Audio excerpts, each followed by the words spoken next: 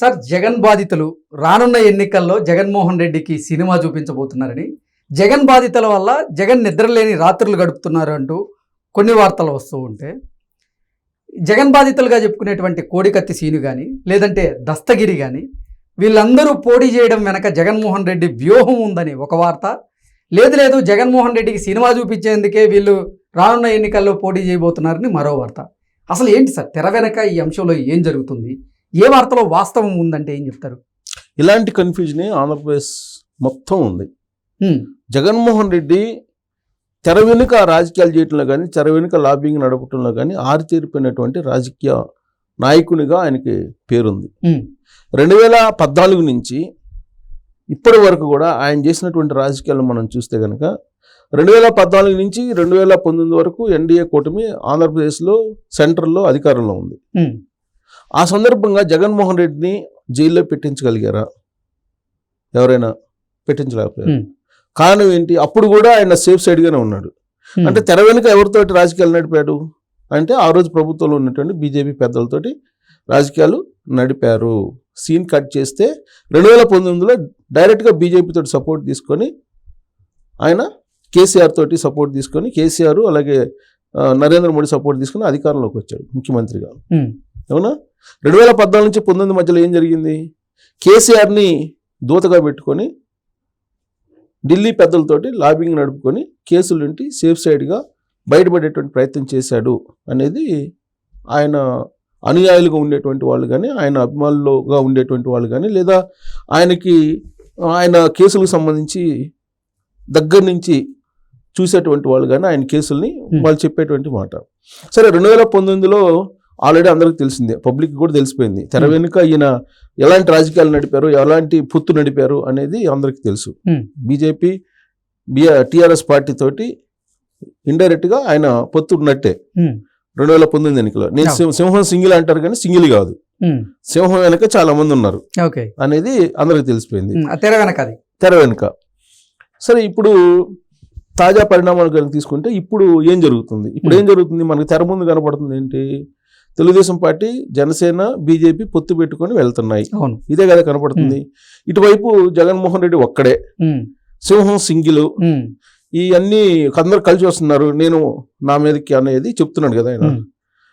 కానీ జగన్మోహన్ రెడ్డి ఒక్కడే కాదు, ఇంకా ఎక్కువ మందిని పోగేసుకున్నారని చెప్పి చెప్పడానికి కొన్ని తెర వెనుక వ్యవహారాలు నడుస్తున్నాయి. వాటిల్లో ఏంటి తెర వెనుక వ్యవహారాలు అంటే, ఇప్పుడు కోడికత్తి సీను, అలాగే గొడ్డలి దస్తగిరి, వీళ్ళని తీసుకుంటే వీళ్ళు జగన్మోహన్ రెడ్డికి బాధితులా, లేదంటే జగన్మోహన్ రెడ్డికి సహకరించినటువంటి వాళ్ళ 2019లో సహకరించినటువంటి వాళ్ళు. జగన్మోహన్ రెడ్డికి సానుభూతి తీసుకురావడానికి గొడ్డలి దస్తగిరి కానీ, కోడికత్తి సీన్ కానీ సహకారం అందించారు. ఇప్పుడు వాళ్ళని మనం బాధితులు అందామా లేకపోతే స్నేహితులు అందామా? సహకారం అందిస్తే స్నేహితులే కదా. మామూలుగా ఆ రెండు ఇన్సిడెంట్ బేస్ చేసుకుంటే స్నేహితులు. అంటే తెర వెనకేమో స్నేహితులు, తెర ముందు బాధితులు. ఇది కరెక్ట్. తెర ముందేమో బాధితులు కనపడుతున్నారు, తెర వెనకేమో స్నేహితులు. ఇప్పుడు రాబోయేటువంటి ఎన్నికల్లో ఇప్పుడు వీళ్ళిద్దరూ అసలు ఏ పార్టీలో చేరారు? ఇప్పుడు తాజాగా జై భీమ్ నేషనల్ పార్టీ, జై భీమ్ భారత్ పార్టీ, అంతేనా? జై భీమ్ భారత్ పార్టీలో జాయిన్ అయ్యారు. ఆ జై భీమ్ భారత్ పార్టీ ఎవరిది? జడా శ్రావణ్ మొత్తం జగన్మోహన్ రెడ్డిని తొలి రోజుల్లో ఆయన పరిపాలనను వ్యతిరేకిస్తూ వచ్చారు. సీన్ కట్ చేస్తే ఇప్పుడు జగన్మోహన్ రెడ్డిని ఎలా గెలిపించాలనేటువంటి ప్రయత్నం ఆయన చేస్తున్నారు.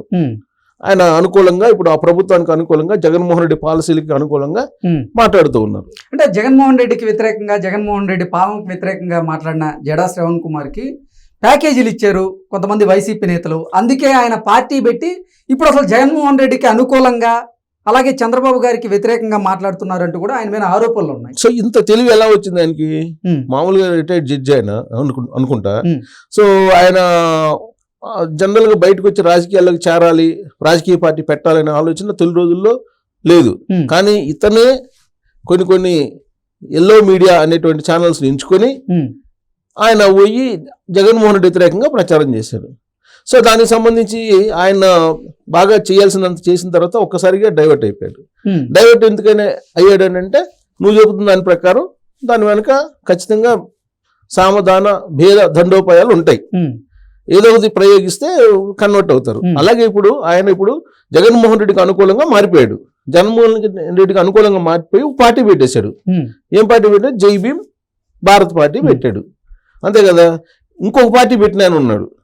ఎవరైనా జై భారత్ నేషనల్ పార్టీ, జై భీమ్ భారత్ పార్టీ, జై భారత్ నేషనల్ పార్టీ. వివి లక్ష్మీనారాయణ గతంలో వివి లక్ష్మీనారాయణ చేత, పేరు నాని చేత, బొత్స సత్యనారాయణ చేత, ముద్రగడ్డ పద్మనాభం చేత వీళ్ళందరి చేత ఒక పార్టీ పెట్టించాలి అని చెప్పి హైదరాబాద్ లో 2-3 మీటింగ్లు వేస్తారు 2 సంవత్సరాల క్రితం. అది వర్కౌట్ కాల. బీసీలు కాపులు కాంబినేషన్ లో ఒక పార్టీ పెట్టించి ప్రభుత్వ వ్యతిరేక ఓటుని చీల్చేసి ఆ వ్యతిరేక ఓటు తెలుగుదేశం పార్టీ పడకుండా ఉండాలని ప్రయత్నం 2 సంవత్సరాల క్రితమే జరిగింది. అది వర్కౌట్ కాల. సో ఇప్పుడు ఏం చేస్తున్నారు? ఇప్పుడు జై భారత్ నేషనల్ పార్టీ, వివి లక్ష్మీనారాయణ ఆధ్వర్యంలో పార్టీ, ఆంధ్రప్రదేశ్ లో ఉండేటువంటి చిన్న చితకా పార్టీలు అన్నింటినీ కలుపుకొని ఒక 4-5 పార్టీలతో ఒక కూటమి ఏర్పాటు చేశాడు. ఆ కూటమిలో ఏం చేశాడు? ఏపీ యునైటెడ్ ఫ్రంట్ అని పెట్టాడు దానికి పేరు. ఏపీ యునైటెడ్ ఫ్రంట్ అని పెట్టారు. ఈ ఏపీ యునైటెడ్ ఫ్రంట్ లో ఈ పార్టీలన్నీ కలవబోతున్నాయి. దీంట్లో ఎవరెవరు ఉంటారు? వివి లక్ష్మీనారాయణ, ఈ జడా శ్రావణు, కోడికత్తి సీను, గొడ్డలి దస్తగిరి, వీళ్ళందరూ ఉంటారు. ఇప్పుడు దస్తగిరి ఏమంటున్నాడు? పులివెందుల నేనే జగన్మోహన్ రెడ్డి పెట్టి పోటీ, బస్తీ మీద సవాల్, నా జోలికి రండి, మా ఇంట్లో వాళ్ళ జోలికి కాదు వచ్చేది అని చెప్పి అంటున్నాడు. నిజంగా శత్రుత్వం ఉంటే, అతను కనుక నిజంగా ప్రత్యర్థిని భావిస్తే అక్కడ అసలు దస్తగిరి అనే అతను పోయి దౌర్జన్యం చేసేటువంటి ధైర్యం చేస్తాడా? పులివెందుల్లో అది కూడా ఈ మధ్య జగన్మోహన్ రెడ్డి ఇలాకాలో దస్తగిరి తొడగొట్టి సవాల్ చేసే అంత ఉంటుందా? ఒక కార్ డ్రైవర్ కి మామూలు వాళ్ళే తెలుగుదేశం పార్టీ వాళ్ళు ఏదైనా మాట్లాడితేనే తీసుకెళ్లిపోతున్నారు పోలీసులు, లోపలేస్తున్నారు.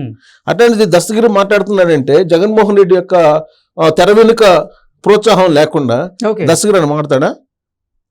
కోడికత్తి సీను అమలాపురంలో పోటీ చేయడానికి సిద్ధపడుతున్నాడంటే కరెక్ట్ గా మొత్తం 5 సంవత్సరాల పాటు జైల్లో ఉన్నటువంటి కోడికత్తి సీను కరెక్ట్ గా ఎన్నికల టైంకి బయటకు వచ్చేసాడు. బయటకు వచ్చి ఏ పార్టీలో చేరాడు? జై భీమ్ భారత్ పార్టీలో చేరాడు. నిన్న ఉదయం ఒక స్టేట్మెంట్ ఇచ్చాడు ఆయన. నేను రాజకీయాల్లోకి రావాలనుకుంటున్నాను, ఆసక్తిగా ఉన్నానని ఒక స్టేట్మెంట్ ఇచ్చాడు. మధ్యాహ్నానికి జడా శ్రవణ్ గారు ఆయన్ని సంప్రదించడం, ఆయన అంతే జై భీమ్ భారత్ పార్టీలో జాయిన్ అవ్వడం. ఏంటి సార్ ఇదంతా? ఏం జరుగుతుంది? ఎంత ఏం లేదు, తెర వెనుక జగన్మోహన్ రెడ్డి నడిపేటువంటి కథ ఇవన్నీ. ఓకే, ఇప్పుడు తెర ముందు అయితే ఇవన్నీ నడవు. సో తెర వెనుక ఇవన్నీ నడుపుతున్నారు. తెర వెనుక నడిపి ఎంతో కొంత ప్రతి కాన్స్టిట్యూన్సీకి 1000 ఓట్లు చీల్చుకున్నా కానీ చాలు కదా ప్రభుత్వ వ్యతిరేక. జగన్మోహన్ రెడ్డికి రానున్న కాలంలో జగన్మోహన్ రెడ్డి బాధితులు సినిమా చూపించబోతున్నారు. జగన్మోహన్ రెడ్డి బాధితులుగా చెప్పుకునేటువంటి ఈ కోడికత్తి సీను వల్ల, దస్తగిరి వల్ల, అలాగే సునీత గారి వల్ల జగన్మోహన్ రెడ్డి అసలు నిద్రలేని రాత్రులు గడుపుతున్నారంటూ కూడా కొన్ని ఆర్టికల్స్ ఇస్తున్నారు. సింపుల్, వెరీ సింపుల్ అండి. కొంచెం లోతుకి వెళ్తే జగన్మోహన్ రెడ్డి చీకటి గేమ్ ఆడటంలో కరోనా కన్నా భయంకరమైనటువంటి రాజకీయాలు ఆడతారు. కరోనా వచ్చిన సమయంలో ఒక స్టేట్మెంట్ ఇచ్చారు. కనిపించే శత్రువుతో పోరాడచ్చు కానీ కనిపించినటువంటి శత్రువుతో పోరాటం ప్రమాదం అని చెప్పి. అలాగే జగన్మోహన్ రెడ్డి ఆడేటువంటి గేమ్స్ లో తెర ముందు ఎవరికి కనపడవు, కేవలం తెర వెనుకే కనిపిస్తాయి. తెర వెనుక చీకటి మొత్తం రాజకీయాలు నడుస్తుంటాయి. ఈ చీకటి రాజకీయాలను కనుక్కునే లోపల ఎలక్షన్లు కూడా అయిపోతాయి. ఎలక్షన్లు కూడా అయిపోతే తాను అనుకున్నది సాధించేటువంటి దిశగా ఆయన ప్రయత్నాలు చేస్తున్నాడు. ఇప్పుడు నాకుండే అనుమానం, నాకుండేటువంటి కొంచెం అబ్జర్వేషన్ చూస్తే కనుక అసలు ప్రభుత్వ వ్యతిరేక ఓటు చిల్లా చెదురుగా పడిపోవాలి, అంటే చెదిరిపోవాలి. ప్రభుత్వ వ్యతిరేక ఓటు ఇటు టీడీపీ, జనసేన, భారతీయ జనతా పార్టీ కూటమికి మళ్ళీ అవకాశం ఉంది, లేదంటే కొద్దో గొప్ప కాంగ్రెస్ పార్టీకి కూడా మళ్ళీ అవకాశం ఉందంటూ కూడా చాలా మంది చెప్తున్న నేపథ్యంలో అసలు నిన్న లేటెస్ట్ ఒక సర్వేలో అయితే ఒక ఎంపీ వచ్చే అవకాశం ఉంది కాంగ్రెస్ పార్టీకి అంటున్నారు. సో మొత్తం మీద ఏంటంటే నీకు చల్లా చెదురు అయిపోవాలి ఓట్ బ్యాంక్ అనేది. ప్రభుత్వ వ్యతిరేక ఓటు చల్లా చెదురు అయిపోవాలి. అది 10 ఓట్ల, 20 ఓట్ల, 1000 ఓట్ల, 100 ఓట్ల ఎట్టన్నా కానీ దానికి సంబంధించి చీకటి రాజకీయాలకి డబ్బు సమకూరుతారు, ఒప్పందాలు చేస్తారు. షర్మిల వైఎస్ఆర్ తెలంగాణ పార్టీ ఎందుకు పెట్టినట్టు తెలంగాణలో, దాన్ని మళ్ళీ ఎందుకు క్లోజ్ చేసినట్టు, ఎలక్షన్ ముందు 1 సంవత్సరం ముందు పెట్టి మళ్ళీ ఎందుకు క్లోజ్ చేసినట్టు, మళ్ళా కాంగ్రెస్ పార్టీలో ఎందుకు చేరినట్టు. ఇప్పుడు కాంగ్రెస్ పార్టీ తోటి జగన్మోహన్ రెడ్డి టచ్ లో లేడు అనుకుంటున్నారా మీరు? డెఫినెట్ గా కేసీ వేణుగోపాల్ తో టచ్ లో ఉన్నారని చెప్పి ఢిల్లీ కాంగ్రెస్ వర్గాలు చెప్తున్నాయి. రాబోయేటువంటి రోజుల్లో అవసరమైతే చెల్లెలతో కూడా అవసరమైతే గేమ్ ఆడించేందుకు సిద్ధంగా ఉన్నారంటారా? అదేదో మహేష్ బాబు సినిమా ఉంది, బ్రహ్మానందంని హీరో చేయాలని నటించమని చెప్తాడు. Hmm. ఇతన్ని ఇల్లుస్ట్రేషన్ లోకి తీసుకెళ్తారు. అవును. బ్రహ్మానందం అది మహేష్ బాబు సినిమా అనుకుంటాను, Hmm. జూనియర్ ఎన్టీఆర్ దా జూనియర్ ఎన్టీఆర్. జూనియర్ ఎన్టీఆర్ దా జూనియర్ ఎన్టీఆర్ సినిమాలో ఇతను ఒక ఇల్లుస్ట్రేషన్ లోకి వెళ్ళిపోతుంటాడు. Hmm. ఇల్లుస్ట్రేషన్ లోకి వెళ్ళిపోయి లాస్ట్ కి దాకా తెలియదు. ఓకే, అది బ్రహ్మానందం, సారీ అది మహేష్ బాబు. మహేష్ బాబు లాస్ట్ వరకు తెలియదు. Hmm. ఇతను ఎంతటికి ఇతను నేను నటుడిని అయిపోతున్నాను, నేను హీరో అయిపోతున్నాను అనేటువంటి ఒక మైకంలో ఉండిపోతాడు. Hmm. అలాగే ఇప్పుడు ఈ రాజకీయాలు జగన్మోహన్ రెడ్డి నడిపేటువంటి రాజకీయాలు కూడా అలానే ఉన్నాయి.